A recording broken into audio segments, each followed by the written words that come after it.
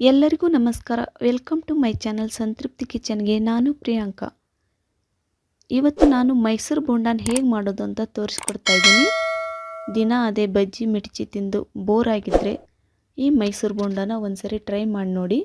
ತುಂಬ ಚೆನ್ನಾಗಿರ್ತವೆ. ಪದೇ ಪದೇ ತಿನ್ನಬೇಕು ಅನಿಸುತ್ತೆ ನಿಮಗೂ ಸಹ.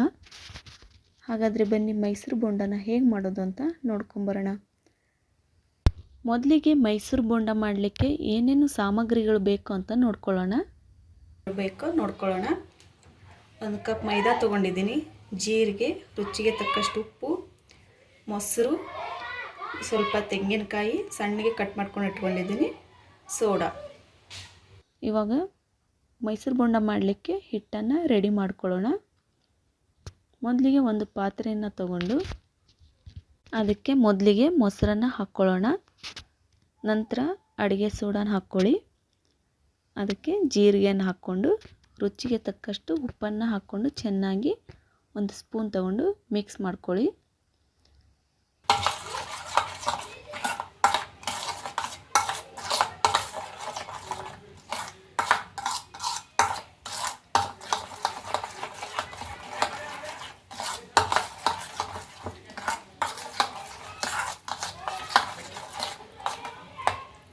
ಹಿಟ್ಟು ಚೆನ್ನಾಗಿ ಮಿಕ್ಸ್ ಆದಮೇಲೆ ಮೈದಾ ಹಿಟ್ಟಿತ್ತಲ್ಲ, ಮೈದಾ ಹಿಟ್ಟನ್ನು ಹಾಕ್ಕೊಳ್ಳಿ.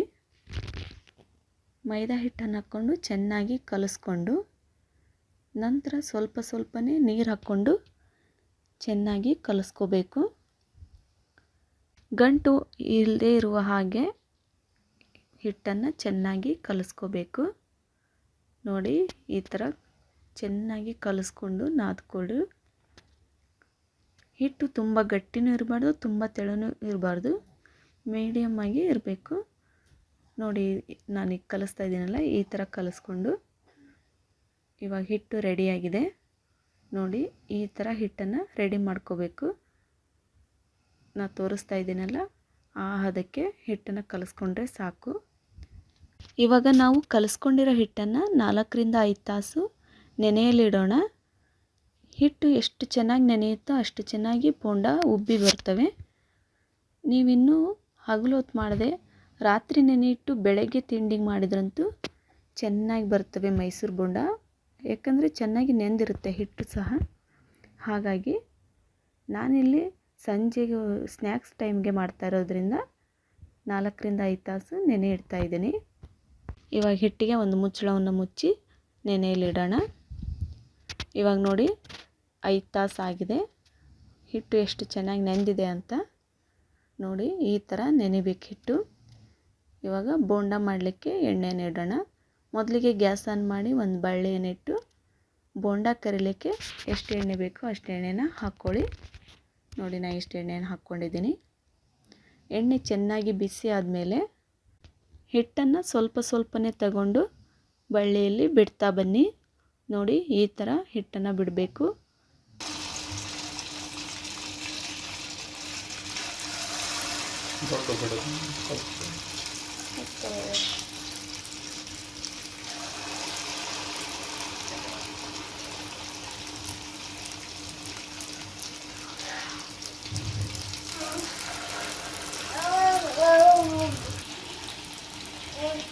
ಎಣ್ಣೆ ಹಾಕು.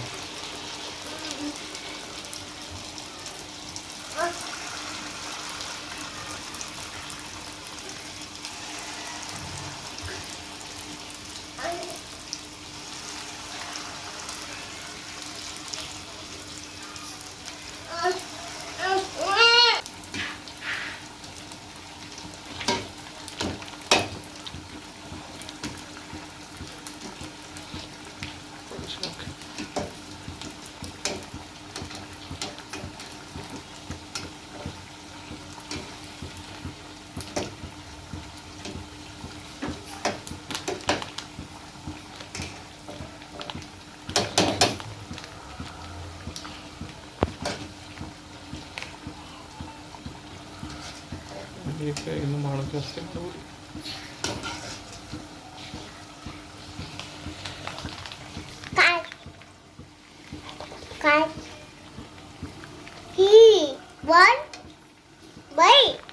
Ball. Ball. ಎಷ್ಟು ಚೆನ್ನಾಗಿ ಬರ್ತಿದ್ದಾವೆ ಅಂತ ಬೋಂಡ ನೋಡಿ. ಇವಾಗ ಬಿಡ್ತಾ ಇದ್ದೀವಲ್ಲ, ಈ ಥರ ಬಿಡಬೇಕು. ಹಾಕಿದ ತಕ್ಷಣವೇ ಮಗುಚಿ ಹಾಕಬೇಡಿ, ಸ್ವಲ್ಪ ಹೊತ್ತು ಬಿಟ್ಟು ಮಗುಚಿ ಹಾಕ್ಕೊಳ್ಳಿ.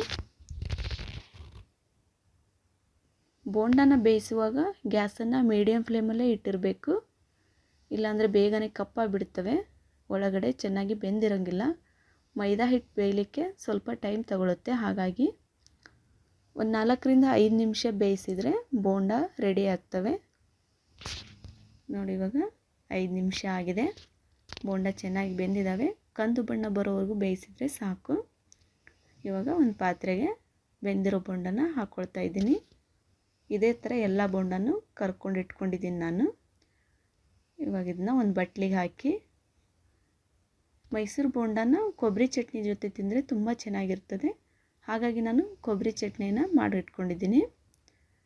ನೋಡಿ ಎಷ್ಟು ಚೆನ್ನಾಗಿ ಬೋಂಡ ರೆಡಿಯಾಗಿದ್ದಾವೆ ಅಂತ. ನೋಡಿ ಎಷ್ಟು ಮೃದುವಾಗಿ ಬಂದಿದ್ದಾವೆ ಬೋಂಡ ಅಂತ. ಹೀಗಾದರೆ ಬೋಂಡ ಚೆನ್ನಾಗಿ ಬಂದಿದ್ದಾವೆ ಅಂತ ಅರ್ಥ. ಈ ರೆಸಿಪಿ ನಿಮಗಿಷ್ಟ ಆದರೆ ಲೈಕ್ ಮಾಡಿ, ಶೇರ್ ಮಾಡಿ, ಸಬ್ಸ್ಕ್ರೈಬ್ ಮಾಡಿ. ನೀವು ಮನೆಯಲ್ಲಿ ಮೈಸೂರು ಬೋಂಡನ ಟ್ರೈ ಮಾಡಿ ಹೇಗಿತ್ತು ಅಂತ ಕಮೆಂಟ್ ಬಾಕ್ಸಲ್ಲಿ ತಿಳಿಸಿ. Bye friends.